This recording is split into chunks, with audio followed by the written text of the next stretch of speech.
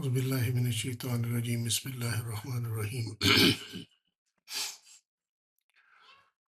سبحان اللہ والحمد للہ ولا الہ الا اللہ واللہ اکبر ولا حول ولا قوة الا باللہ العلی العظیم اللہم صلی علی سیدنا محمد وعلی آل سیدنا محمد وبارک وسلم وصلی علی جمیع الانبیاء والمرسلین. السلام علیکم ورحمۃ اللہ وبرکاتہ. اسماء الحسنہ، Allah's name، اس میں ہم لاسٹ ٹائم ہم نے یہاں تک کیا تھا کہ اسم المعانی، اور اس میں ہم نے یہ آخری پیرا جو تھا وہ یہ تھا کہ یہ صرف ایک قسم کے اسم نہیں ہوتے بلکہ وہ تمام اسماء ہیں جو کسی خاص صفت یا ذات کو ظاہر کریں. حالانکہ اسم و ذات علیحدہ ہے، مگر ہم نے دیکھا تھا کہ اسم کی تعریف میں کہ اگر کوئی مرکب اسم ہے جس میں ہم نے ارحم الراحمین کی مثال دی تھی، تو ہے تو وہ اسم معنی مطلب، لیکن اس سے مراد ذات ہے. جس طرح آپ اس کو آسانی سے سمجھ لیں گے کہ عبد الرحمن ہے، عبد اللطیف ہے، اور اس طرح کے جو نام ہیں، عبد الرزاق ہے، یہ دراصل اسم المعانی ہے، یہ اسم ذات نہیں ہے اپنے وجود کے اندر. کیونکہ یہ اللہ سبحانہ وتعالیٰ کی جو صفت ہے اس کے شروع میں عبد لگایا گیا ہے، یعنی عبد الرحمن کے رحمان کا بندہ. تو اب یہ کوئی نام نہیں ہوتا، لیکن جب اس صفت کا ذکر کیا جائے گا عبد الرحمن، تو پھر اس سے مراد جو ہے وہ ذات ہی ہوگی، کیونکہ مسمہ جو ہے وہ اس کا نام یہ رکھا گیا عبد الرحمن. تو یہاں پہ پھر ذات اس وجہ سے یہ لفظ لکھا گیا. میں نے سوچا کہ میں رپیٹ کر دوں اس کو تاکہ کسی کو اس میں کوئی اگر پرابلم ہو تو وہ کلیئر ہو جائے. اس ذات علیحدہ چیز ہے اور اسم المعانی جو ہے وہ علیحدہ چیز ہے، مگر جب اسم المعانی کو استعمال کیا جائے ذات کی پہچان کے لیے تو پھر اس سے مراد ذات ہی ہوگی، وگرنہ اپنے وجود میں یہ دونوں جو ہیں یہ علیحدہ علیحدہ. اب آ جاتے ہیں ہم بہترین اسماء، اور کائنات میں سب سے اچھے نام جو ہیں وہ اللہ سبحانہ وتعالیٰ کے ہیں، اور جو مخلوق میں سب سے اچھے نام ہیں وہ آقا دو جہاں نبی کریم صلی اللہ علیہ وسلم کے ہیں.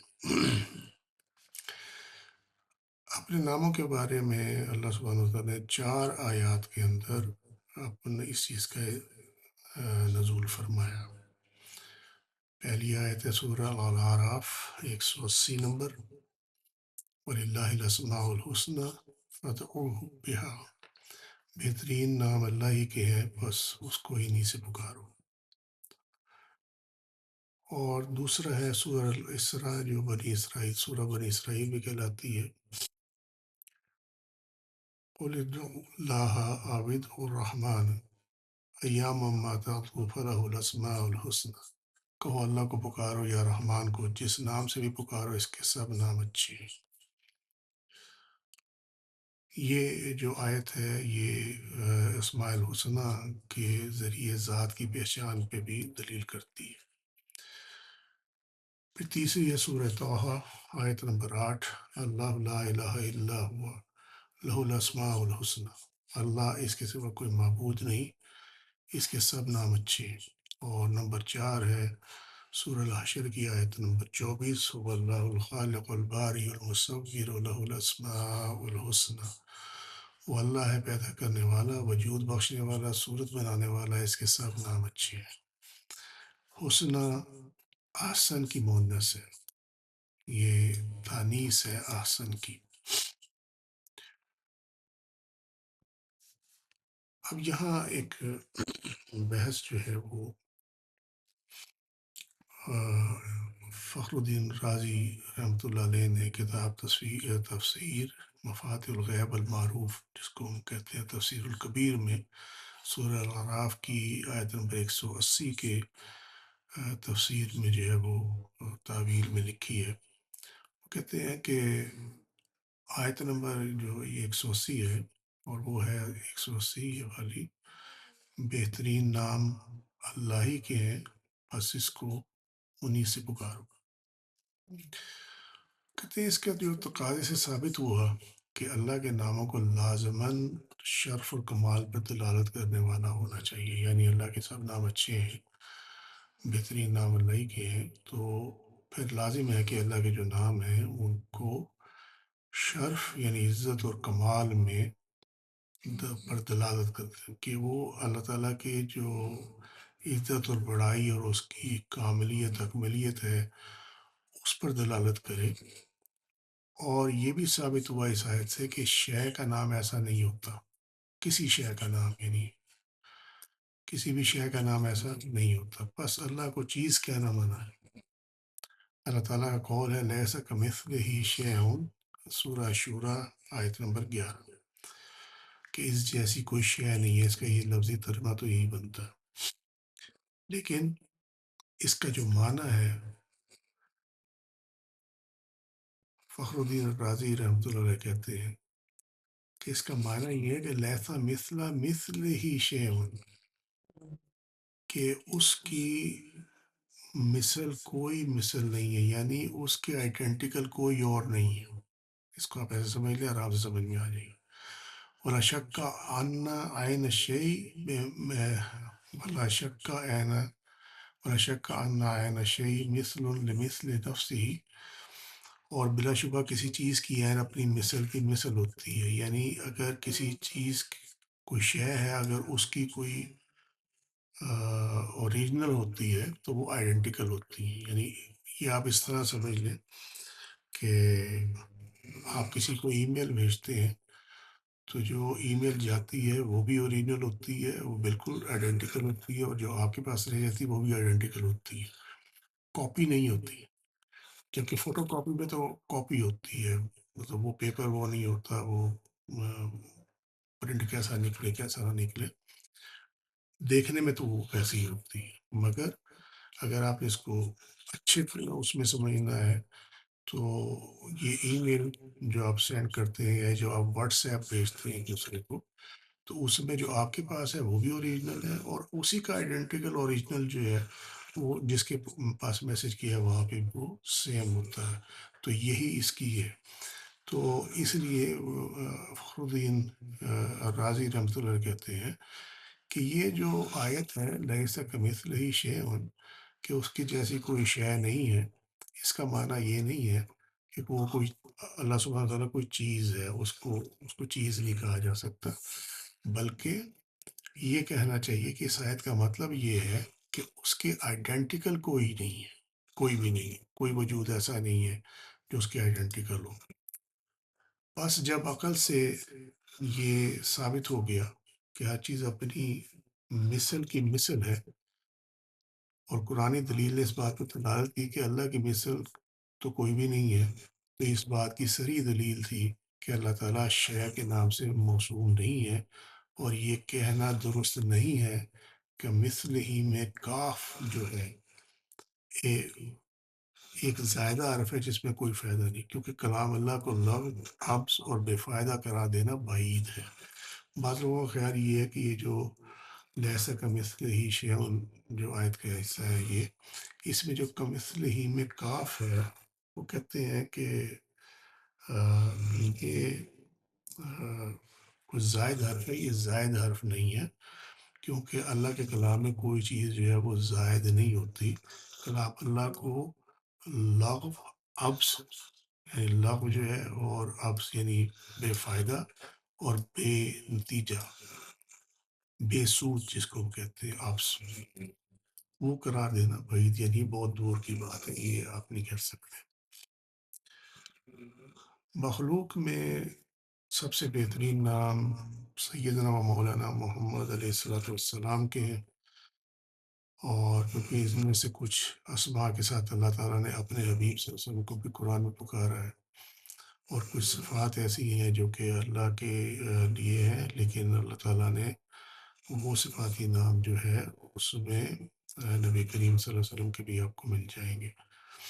اور نبی کریم صلی اللہ علیہ وسلم نے فرمایا تسموا بسمی ولا تقتنوا بکنیتی، میرے نام پر نام رکھو مگر میری کنیت کو استعمال نہ کرو، یعنی میری کنیت اختیار نہ کرو. اسی لیے ابو القاسم، ابو ابراہیم یہ نام نہیں رکھے جاتے، یہ کنیت نہیں لی جاتی. صحیح بخاری کتاب المناقب چیپٹر 20 حدیث کا نمبر 3538. اب ہم آ جاتے ہیں ذرا مشکل زمین میں، اور وہ ہے اسم اسما میں کنایا.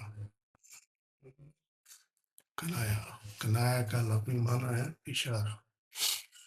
یہ تین طرح کے ہیں: ضمائر پروناؤنس، خفی اسم فاعل، اور نیابت. نیابت means standing for other. Vice آپ کہہ لیں اس کو، VICE وائس. جیسے پریزیڈنٹ ہے، وائس پریزیڈنٹ ہے، اور یا ڈیپوٹائزنگ بھی آپ اس کو کہہ سکتے ہیں. سو ضمائر پروناؤن خفی اسم فاعل، یہ جو کام کرنے والا ہے اس کے پوشیدہ نام ہے، خفی ہے، اس میں چھپا ہوا ہوتا ہے لیکن اشارہ اس کے اندر موجود ہے. تو اس کی تینوں کو ہم ون بائی ون ان شاء اللہ تعالیٰ دیکھیں گے. کنایا کا لغوی معنی اشارہ ہے، یہ آپ کو بتا دیے. اصطلاح میں اس سے مراد یہ ہے کہ وہ بات جو کھل کر اور براہ راست نہ کہی جائے، اس کو کسی اور طریقے سے کہا جائے. اگر یاد ہو ہم نے جب طلاق پڑھی تھی، طلاق کا چیپٹر پڑھا تھا، تو اس میں ایک تھی طلاق کنایا. تو اس میں جو معاملہ تھا وہ یہ تھا کہ بے شک طلاق کا لفظ استعمال نہ ہو، مگر اگر نیت ہو طلاق دینے کی اور آدمی یہ کہہ دے کہ تیرا میرا کوئی تعلق نہیں ہے، تو اس سے ہی طلاق کی کنایا واقع ہو جاتی ہے. سو جو بات کھل کر اور براہ راست نہ کہی جائے اس کو کنایا کہتے ہیں. علم البیان میں اس سے مراد استعارے کی ایک قسم ہے جس میں حقیقی معنی غیر حقیقی معنی کی طرف دلالت کرے، اور کلام میں یہی غیر حقیقی معنی حقیقی معنی مراد دیے جائے. اسما میں کنایا پر یہی اصطلاح لاگو ہوتی ہے. اسما میں کنایا پر یہی اصطلاح لاگو ہوتی ہے. اب یہ ہے کیا؟ یہ وہی بات ہے جو بھی سمجھائی ہے. حقیقی معنی غیر معنی کی حقیقی معنی کی طرف دلالت کریں، اور کلام میں یہی غیر حقیقی معنی حقیقی معنی مراد لیے جاتے ہیں. یعنی وہاں جس طرح بتایا کہ لفظ جو ہے وہ طلاق کا استعمال نہیں ہوتا، لیکن معنی اس کا جو ہے وہ طلاق ہی لیا جاتا ہے. اسماء ضمائر پروناؤنس، یہ آپ کو قرآن پاک میں جگہ جگہ ملیں گے، جیسے انا، انت، ہوا، نحن نزلنا، انا نحن نزلنا. یہ تمام پروناؤنس ہیں. سورہ الحجر کی یہ آیت لکھی ہے انا نحن نزلنا، بے شک ہم نے ہی اس کو نازل کیا. سو انا میں، انت تم، جیسے کہا جاتا ہے انکا انت الوہاب. الوہاب اللہ تعالیٰ کی صفت ہے. انکا انت الوہاب، انکا انت التواب الرحیم. وہ ہی کے لیے استعمال ہوتا ہے، اور یہ بھی اللہ کی طرف اس کا اشارہ ہے. اس میں نحنو اللہ تعالیٰ نے اپنے لیے استعمال کیا. نحنو میں جب یہ اللہ سبحانہ تعالیٰ نے اپنی حاکمیت کا جلال دکھانا ہو تو وہاں اللہ سبحانہ تعالیٰ جمع کا صیغہ استعمال اللہ نے کیا ہے. جیسے عام طور پہ آپ دیکھیں بادشاہ جو ہے وہ کو ان کے جو کلام ملے گا جگہ جگہ کے بادشاہ نے کہا ہم یہ برداشت نہیں کریں گے. تو وہ حالانکہ اس کو کہنا چاہیے بادشاہ کو کہ میں یہ برداشت نہیں کروں گا، لیکن اپنی حاکمیت دکھانے کے لیے، اپنا زور و طاقت دکھانے کے لیے، اپنی بادشاہت دکھانے کے لیے بادشاہ ہمیشہ یہ کہتے ہیں کہ ہم یہ نہیں کریں گے، ہم یہ نہیں مانتے، ہم یہ کریں گے، ہمیں یہ چاہیے. جمع کا صیغہ استعمال کرتے ہیں. تو اسی طرح یہ قرآن میں نحن کا جو صیغہ ہے جمع کا، ہم، یہ اس طرح استعمال ہوا ہوگا. خفی اسم فاعل، یہ ایسے اسماء ہیں اللہ سبحانہ تعالیٰ کے جو کہ ظاہر ہونے کی بجائے عبارت کے اندر ہی پوشیدہ ہو کر رہ گئے. فائل کام کرنے والا ڈوئر. جیسے ساخر اللہ منہم سورہ توبہ میں ہے کہ اللہ ہنستا ہے ان پر. اب یہ یہاں سے جو ڈرائیو ہوتا ہے وہ ہوتا ہے ساخر. سین زبر الف اے زیر کے ساتھ اور را. خا ساخر. اللہ یستہزئ بہم سورہ البقرہ آیت نمبر 15. اللہ ہنسی کرتا ہے ان سے. اب یہ ان آیات میں استہزاء جو ہے ہنسنا یا یہ ٹھٹا اڑانا یہ برائی ہے. اور ان افعال کی جو اسماء الفاعل ہیں ایکٹیو پارٹیسپل ہیں وہ ساخر ہیں مستہزی ہے. یہ انسان کے لیے تو استعمال ہو سکتے ہیں مگر ان کے اصل معنی میں اللہ تعالیٰ کی طرف دلالت نہیں کی جا سکتی. یہاں اسی لیے کنایا کا استعمال کیا گیا. میں ریپیٹ کر دوں تاکہ سمجھ میں آ جائے بات. ساخر اللہ منہم. اللہ ان پر ہنستا ہے یعنی ان کا مذاق اڑاتا ہے یا ان پر ٹھٹھا کرتا ہے. یہ ترجمے سب ہوئے ہوئے اس طرح. لیکن یہ ٹھٹھا اڑانا مذاق اڑانا جو ہے یہ ایک برائی ہے اور وہ اللہ تعالیٰ کی ذات میں نہیں ہے، نہ اس کی ذات میں نہ صفات میں. یہ انسان کے پاس ہے برائی کی اس میں. تو لہٰذا یہاں پہ اللہ نے اپنا اسم ذات جو ہے وہ تو استعمال کیا تاکہ اس کو الگ رکھا جائے اس کی ذات کو. اور ساخرہ جو ہے یہاں پہ کنایتاً استعمال کیا. جیسے ہم لوگ جو ہے وہ آپ کو سامنے کو کھڑا بیوقوف بنا رہا ہو اور آپ کو معلوم ہو کہ مجھے بیوقوف بنا رہا ہے تو آپ اندر ہی اندر مسکراتے ہیں. سو یہ ایک چیز ہے. اور دوسری یہ چیز ہے کہ انسان جو ہے وہ اس کا مذاق اڑانا شروع کر دے کسی دوسرے کا.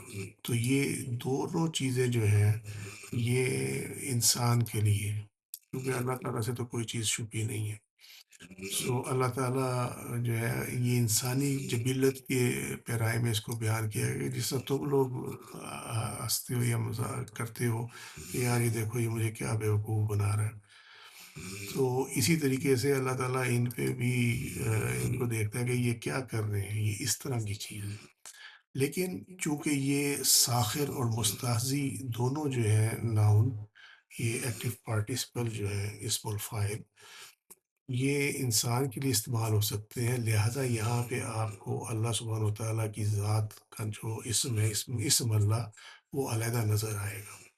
مگر یہ جو ساخرہ ہے اور یہ استازی ہے یہ اس میں پوشیدہ ہو کر رہ گیا، یہ یوز نہیں ہو سکتا. اسی لیے میں ریپیٹ کر رہا ہوں تاکہ کسی غلط فہمی میں مبتلا نہ ہو جاؤ کہ یہ ساخر اور یہ استازی یہ انسان کو سمجھانے کے لیے اس کا جو فعل ہے اس کا ذکر کیا گیا ہے. اور لیکن اللہ کی ذات جو ہے وہ علیحدہ سے یہاں پہ اسم اللہ کے ساتھ ظاہر ہے. مگر اب یہاں یہ کہا جائے گا کہ جناب یہ فعل اگر انسانی ہے تو فعل تو ہے کیا گیا ہے، لیکن وہی بات میں بار بار سمجھا رہا ہوں اور اسی لیے سمجھا رہا ہوں کوئی غلط فہمی نہ پڑ جائے، یہ بڑا مسئلہ بن جائے گا. اللہ نے اپنا ذکر علیحدہ کیا اور انسان کا فعل جو ہے اس کو دکھا کر کیا کہ جس طرح تم لوگ کرتے ہو. بس اس کو ایسے سمجھ لو کہ اللہ تعالیٰ بھی یہ دیکھ کر یہ کہتا ہے کہ یہ کیا کر رہے ہیں. میں مثال دے رہا ہوں، اس کی جسٹ بیان کر رہا ہوں، سمجھے. سو اس وجہ سے یہاں یہ کنایتاً یہ ناؤن جو ہے وہ استعمال کیا گیا. اب یہ سوال ہی پیدا ہوتا ہے کہ یہ اللہ کے جو اسم ہے یہ کیسے ہو گیا. یہاں فائل تو ہے، فائل اللہ نے اپنا یہاں اسم ذات دیا اور یہ کام کرنے والا کوئی نہ کوئی تو ہوتا ہی ہے، یہ فعل کا نام ہے، سمجھے. اور فعل کیا گیا ہے اور ذات علیحدہ سے ساتھ میں ہے. تو لہٰذا یہ اللہ سبحانہ وتعالیٰ نے اپنی اس چیز کو پوشیدہ کر دیا. ساخرہ اور یہ استاذیوں کے جو علم جو سمجھانے کے لیے تھا انسان کو، اس کو کور رکھا گیا اور اپنی ذات کو ظاہر کر دیا گیا۔ اس کا یہ معنی ہے۔ اگر پھر بھی سمجھنا ہے تو you can always ask me, but how? وہ سوال ہے ابھی۔ اسی طرح اس آیت کی مثال بھی ہے، وَمَكَرُوا وَمَكَرَ اللَّهُ، سورہ آل عمران، انہوں نے مکر کیا اور اللہ نے تدبیر فرمائی۔ تو مکر کرنا بھی برائی ہے، اور اس کا اس میں فائل بھی ماکر ہے، انسان کے لیے تو استعمال ہو سکتا ہے لیکن اللہ تعالیٰ کی طرف تدبیر کرنے والا، ورنہ معنی تو دونوں کا ایک ہی ہے، وَمَكَرُوا وَمَكَرَ اللَّهُ۔ تو اس طریقے سے یہ زیادہ کلیئرٹی آ جائے گی، کیونکہ یہ آیت جو ہے یہ لوگوں کو اکثر یاد ہے، اکثر بولتے ہیں یہ لوگ، کہیں نہ کہیں کوٹ کرتے ہیں اس کو۔ تو ہم یہ نہیں کہتے، بلکہ یہ ہم کہتے یہ ہیں کہ انہوں نے مکر کیا اور اللہ نے تدبیر فرمائی، کیونکہ مکر کرنا برائی ہے، اور اس کا جو ہے وہ برائی کا تعلق انسان سے ہے، اللہ تعالیٰ کی ذات میں یہ چیزیں نہیں ہیں۔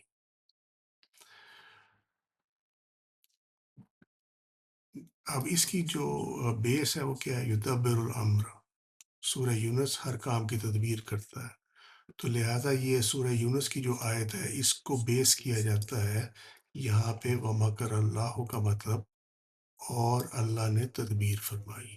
یدبر الامر، سورہ یونس ہر کام کی تدبیر کرتا ہے۔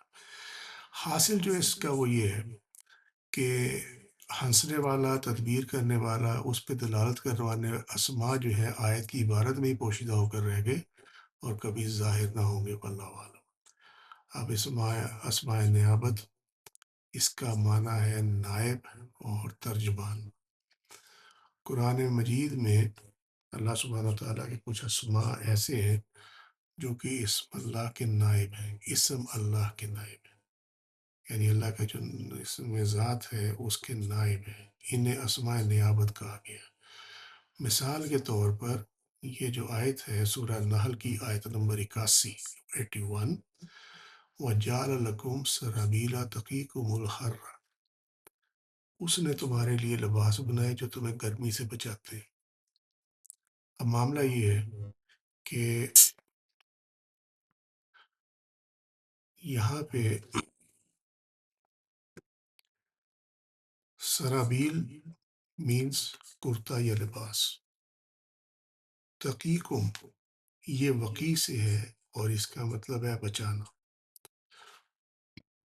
تقیکم کم تو ہو گیا تمہیں، اور اس کا تقی جو ہے اور اس کا جو اوریجنل ہے وہ ہے وقی۔ واو پہ زبر ہے، کاف دو نقطیہ زیر ہے، اور اس کے ساتھ یا ہے، چھوٹی ہے۔ اور یہاں پہ معاملہ یہ ہے کہ لباس کے اندر یہ جو صفت ہے بچانے کی، گرمی سے، ہیٹ سے بچانے کی، وہ کہاں سے آئی؟ لباس میں اٹ سیلف نہیں ہو سکتی، تو وہ آئی اللہ کی طرف سے، ٹھیک ہے۔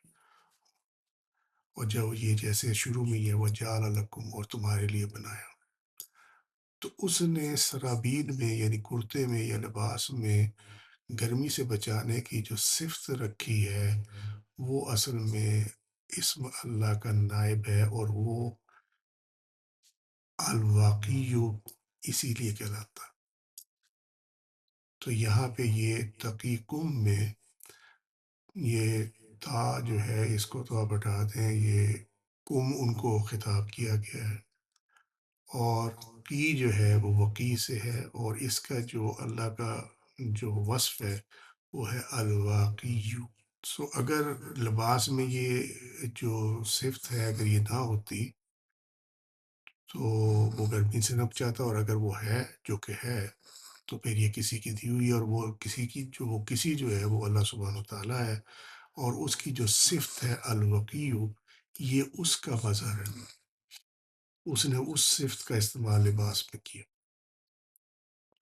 تو اس طریقے سے یہ جو یہاں پہ وقی ہے بچانا، یہ اللہ کا اسم اللہ کا نائب ہے یہاں پہ، بجائے اس کے کہ وہ اپنی ذات کا ذکر کرتا، اس نے اس کی بجائے اپنی جو وقی ہے اپنے فعل وقی کو اس نے ظاہر کر دیا، یہ اللہ قسم اللہ کا نائب ہے اس معاملے میں، یعنی یہ ڈیپوٹائز کر رہا ہے اللہ سبحانہ تعالیٰ کی ذات کو اور اس کی ترجمانی کر رہا ہے۔ سو نیابت کا معنی ہے نائب، باعث یا ڈیپوٹائز، ڈیپوٹی اور ترجمان یعنی اس کا اسپوکس مین۔